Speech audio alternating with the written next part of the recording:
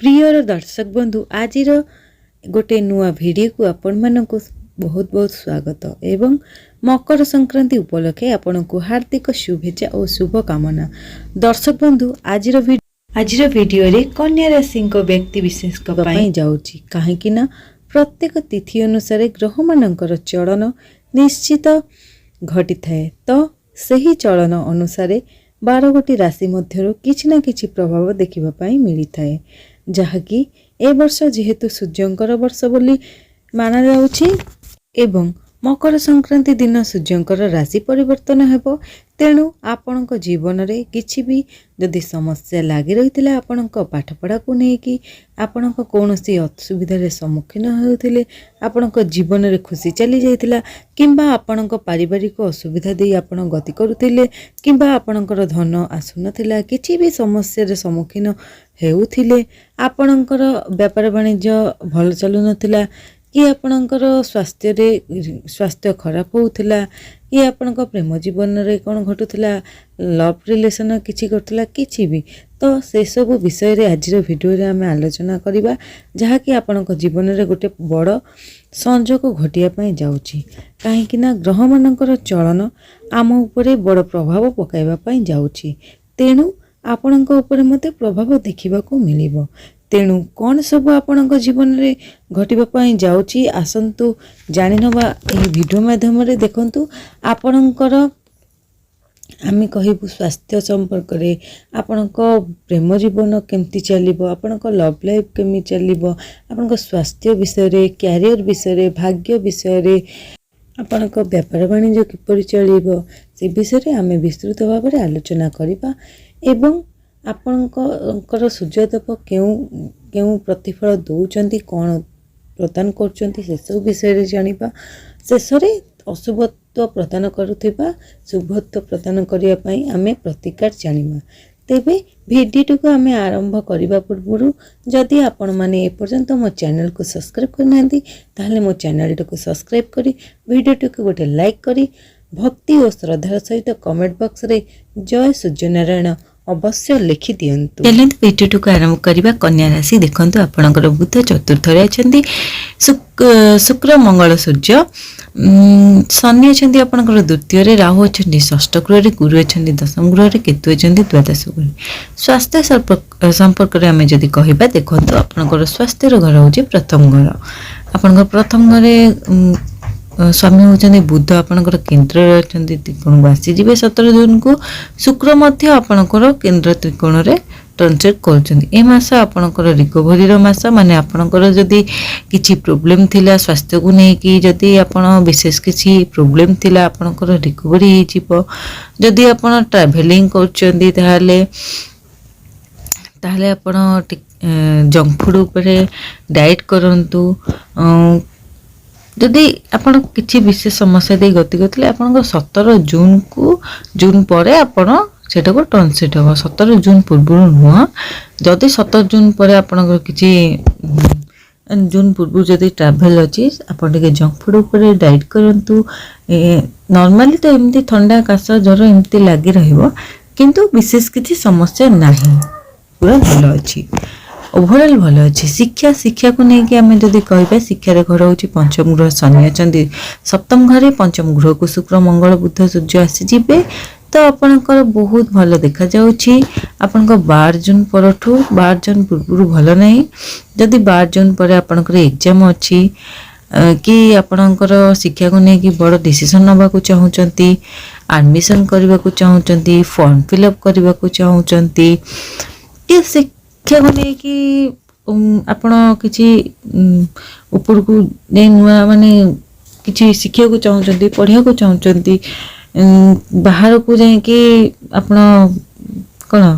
किछि करबा को चाहउचंती शिक्षागत को माने शिक्षा रिलेटेड नै कि आपणकर 12-13 जून परठू भलो आछिबो आपण को रिजल्ट भी भलो माने मिलिबो बेटर रहइबो तेनु आपण जहाँ भी करिवे ना 12-13 जून परठू करंतु सब किछि आपणकर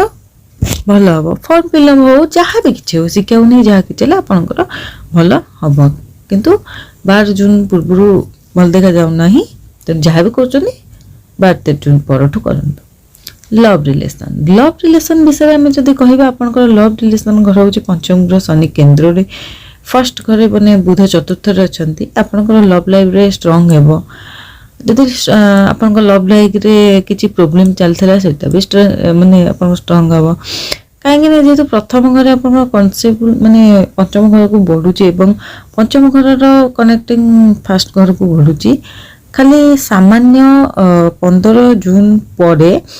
जब सूर्य आपणकर मंगल पंचम को आसवे तो आपण भितर टिके राग आग्रेसन कड़ी झगड़ा एमती छोट छोट को लेकिन सामना वाला भितर प्रोब्लेम देखा जाई पारे कि जिद्दी नेचर रहिबो आपणकर आपण किछि कहिबे से किछि सुनिबेनी सामना वाला कि आपण को ब्लॉक कर देथिले किछि भी छोट मोट जिनस ए जो राग रुषा मु आपन कहला ए सब जिनस आपणकर छोट छोट जिनस देखा जीवो कारण जेहेतु शनि प्रथम को देखुचंती तो आपणकर लव लाइफ रे 4 मास रे माने स्ट्रांग हे जीवो आपण एबे छोट छोट जिनस हबो कि 15 जून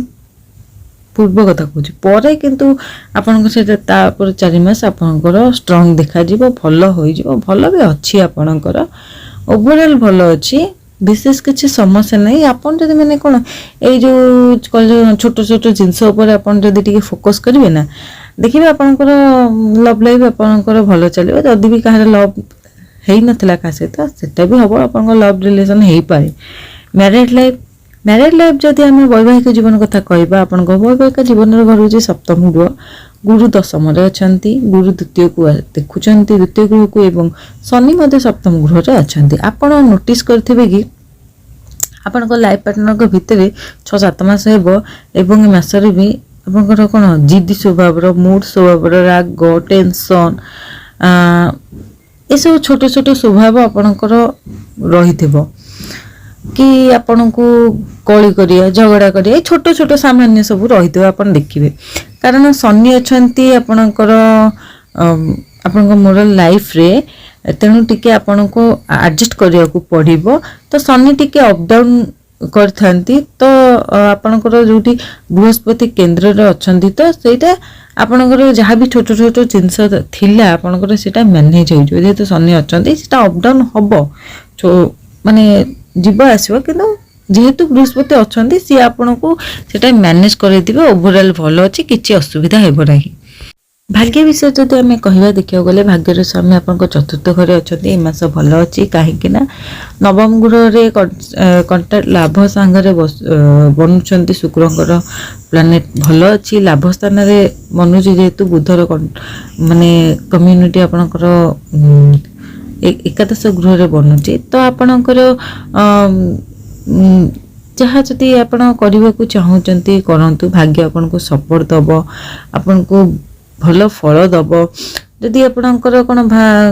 इनकम करने को माने एक्स्ट्रा इनकम सोर्स करने को चाहूँगी कि आपण चाकरी करने को चाहूँगी बिजनेस करने को चाहूँगी कि आपण जॉब पाई ना जॉब खोजुचंती कि भाग्य रिलेटेड आपन जहाँ भी किसी करने को चाहूँगी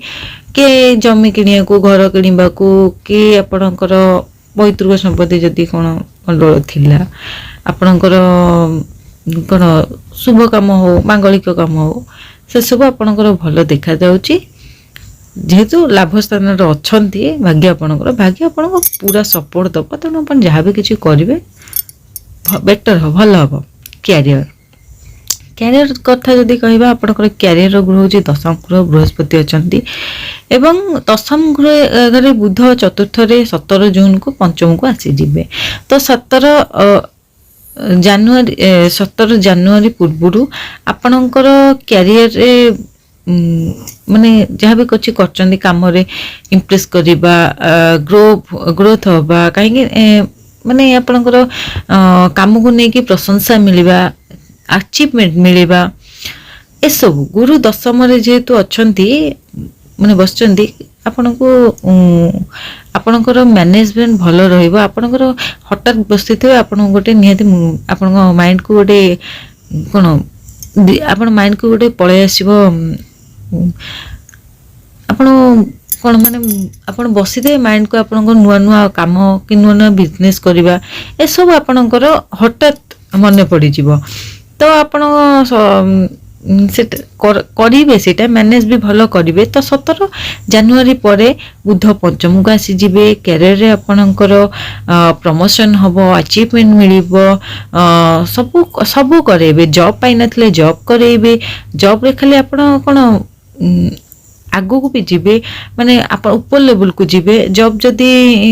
ମାନେ ଜବ୍ ଚେଞ୍ଜ କରିବାକୁ ଚାହୁଁଛନ୍ତି ତାହା ବି ଆପଣ କରିପାରିବେ। ବହୁତ ଭଲ ଦେଖାଯାଉଛି 17 ଜୁନ୍ ପରେ 17 ଜାନୁଆରୀ ପରେ ଆପଣଙ୍କର ବହୁତ ଭଲ ଦେଖାଯାଉଛି, ବହୁତ ଭଲ ହେବ। ତ ଆପଣଙ୍କର ବେପାର ବାଣିଜ୍ୟ ବିଷୟରେ ଯଦି କହିବା, ଦେଖନ୍ତୁ ବେପାର ବାଣିଜ୍ୟକୁ ନେଇକି ଆପଣଙ୍କର ବୁଧ ଶୁକ୍ର କେନ୍ଦ୍ରରେ ଅଛନ୍ତି। ତ ଆପଣଙ୍କର ଏଠି ଡେଲି ଇନକମ୍ ସୋର୍ସ ଭଲ ଅଛି। କପଡ଼ା ହଉ କି ଆପଣଙ୍କର ମାନେ ଆପଣ କ'ଣ ଯଦି କିଛି ବି ବିଜନେସ୍ କରୁଛନ୍ତି କି ଡିଲ୍ କରୁଛନ୍ତି କି ଆପଣ ପାର୍ଟନରସିପ୍ କରିବାକୁ ଚାହୁଁଛନ୍ତି, କିଛି